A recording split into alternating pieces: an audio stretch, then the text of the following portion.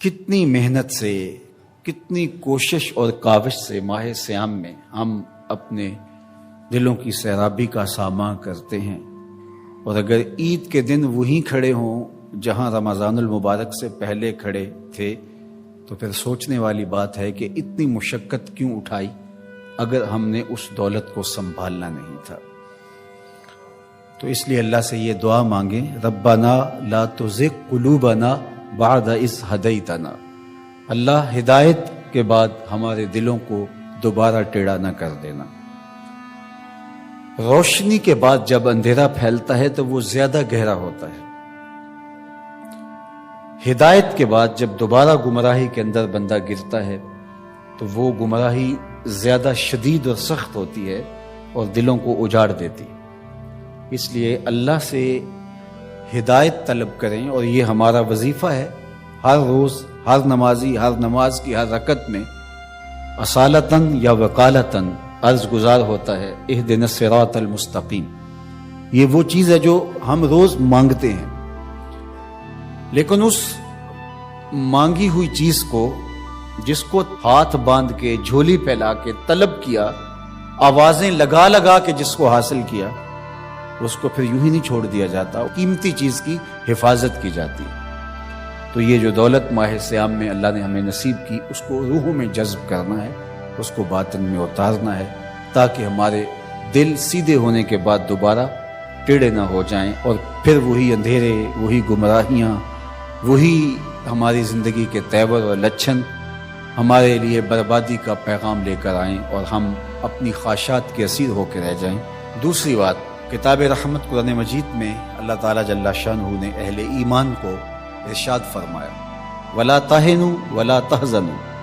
وَأَنْتُمُ الْأَعْلَوْنَ إِن كُنتُم مُؤْمِنِينَ، کمزوری نہ دکھانا اور خوف نہ کھانا، غم نہ کرنا، تم ہی سر بلند ہو، عزتوں کا تاج تمہارے ہی سر پہ رکھیں گے، شرط ہے کہ تم مومن بن کے رہو۔ تو اللہ تعالیٰ جل شانہ کا یہ نظام ہے، تو اس نظام کے تحت ہمیں ہمیشہ اپنی ہمتوں کو مجتمع رکھنا چاہیے، اور ہمیشہ اسلام کے دیے گئے ضابطوں کے مطابق اپنے آپ کو ڈھال کر کے زندگی بسر کرنے کا عزم کرنا چاہیے، تو پھر رب کا وعدہ ہے اس کی بہر صورت تکمیل ہوگی۔ تو آج ہم دنیا کے اوپر جو ذلت و رسوائی، پستی اور زبوحالی کا شکار ہیں، تو اس کا سبب یہ ہے کہ ہم نے اللہ کے ساتھ کیے گئے وعدے کی تکمیل نہیں کی، اور آج وہی امت جو 313 ہو کے کفر کے مقابلے میں کھڑی ہو گئی تھی، اور فاقہ مستوں نے 10 اونٹ روز ذبح کر کے کھانے والے شکم پرستوں کے پڑخچے اڑا کے رکھ دیے تھے،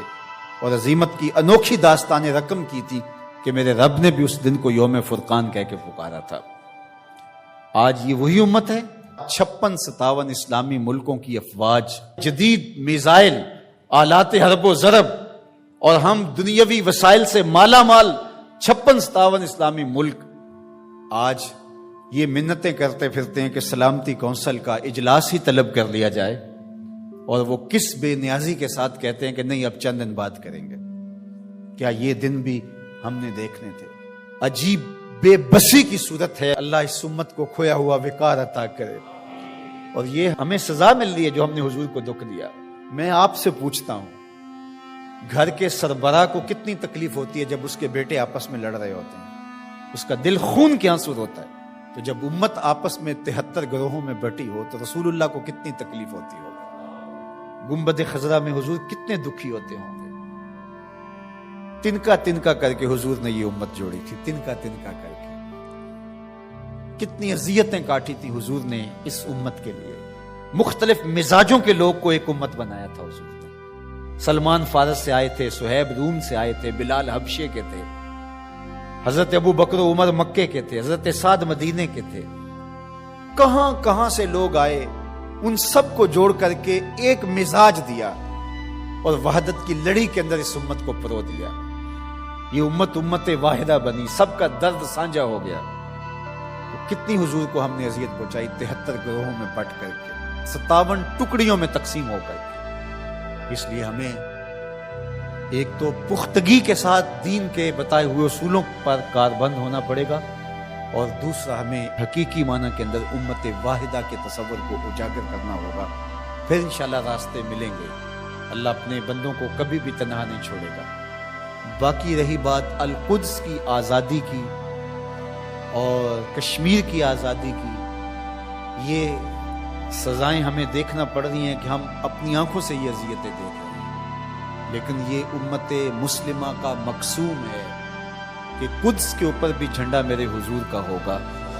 اور سری نگر میں بھی جھنڈا میرے حضور کا ہوگا۔ کائنات کی ایک چھت بھی ایسی نہیں ہوگی جس چھت پہ میرے حضور کے نام کا جھنڈا نہیں ہوگا۔ انشاءاللہ وہ وقت آنے والا ہے، ہم اگر یہ کام نہیں کر سکے تو ہماری نسلیں کریں گے،